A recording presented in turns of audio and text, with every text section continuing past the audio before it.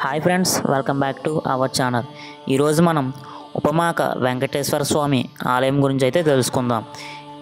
ఇది నర్సీపట్నం నుండి అయితే 38 కిలోమీటర్లు, అలాగే విశాఖపట్నం నుండి 85, తుని నుంచి అయితే 21 కిలోమీటర్లు ఉంటుంది. ఈ ఉపమాక వెంకటేశ్వర స్వామి దేవస్థానం తిరుమల తిరుపతి దేవస్థానం ఆధీనంలో ఉంది.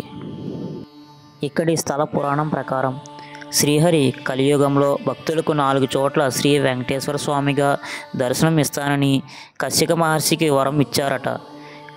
ఆ 4 చోట్లు వెంకటాద్రి, ద్వారకా తిరుమల, వాడపల్లి, ఉపమాక. అందుకే ఈ క్షేత్రాన్ని ఎంతో దివ్యమైన క్షేత్రంగా చెబుతారు. ఈ ఉపమాక దేవస్థానంలో ప్రతి ఏటా స్వామివారికి ఉత్సవాలు నిర్వహిస్తారు. ఈ ఉత్సవాలకు దేశ నలుమూల నుంచి స్వామివారి దర్శించుకోవడానికి ప్రజలు తరలి వస్తారు. ఇక్కడ ఉండే రామస్తూపం శ్రీ శ్రీ త్రిదండి పెద్దజీయర్ స్వామి 1964లో స్థాపించారట. ఈ స్తూపం భారతదేశంలో 108 స్తూపాల్లో ఒకటి. అలాగే ఇక్కడ ఉండే ఆలయ నమూనాను గట్టెం వెంకటేష్ అనే ఆయన చిన్న చిన్న టూత్ పిక్లతో నిర్మించినందుకు గాను 2016లో గిన్నీస్ బుక్ ఆఫ్ వరల్డ్ రికార్డులో చోటు సంపాదించుకున్నారు. ఇక్కడ ఉన్న కోనేరుని బంధుర సరస్సు అని కూడా అంటారు. బ్రహ్మ, కసికుడు వంటి వారు కలిసి ఇక్కడ తపస్సు చేసిన ఫలితంగా ఏర్పడిందని పురాణ కథనం.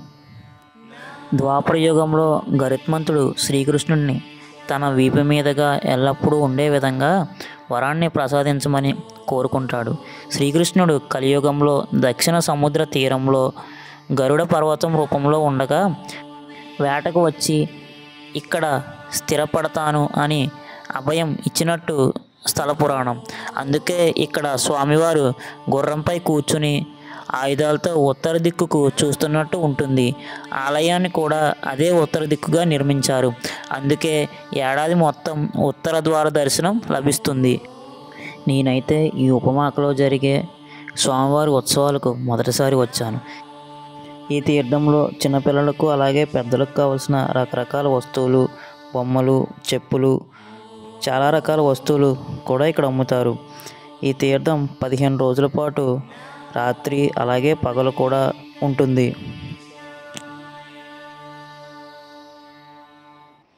అలాగే ఉపమాక తీర్థంలో చాలా ప్రాముఖ్యతగాంచింది ఒకటి ఉంది.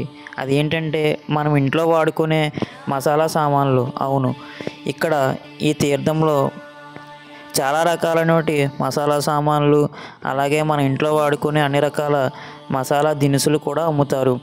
ఈ మసాలా సామాన్ల కోసం చాలా దూరం నుంచి ప్రజలు వచ్చి ఇక్కడే కొనుగోలు చేస్తారు.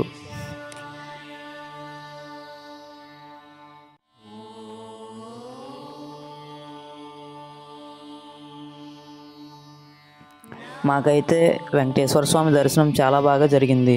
ఈ స్వామివారిని చూడగానే మనసుకి ఎంతో ప్రశాంతంగా అనిపించింది. అలాగే ఈ వెంకటేశ్వర స్వామి ఆలయానికి మీరు ఎప్పుడన్నా వస్తే ఎప్పుడు వచ్చారో కామెంట్ సెక్షన్లో కామెంట్ చేయండి.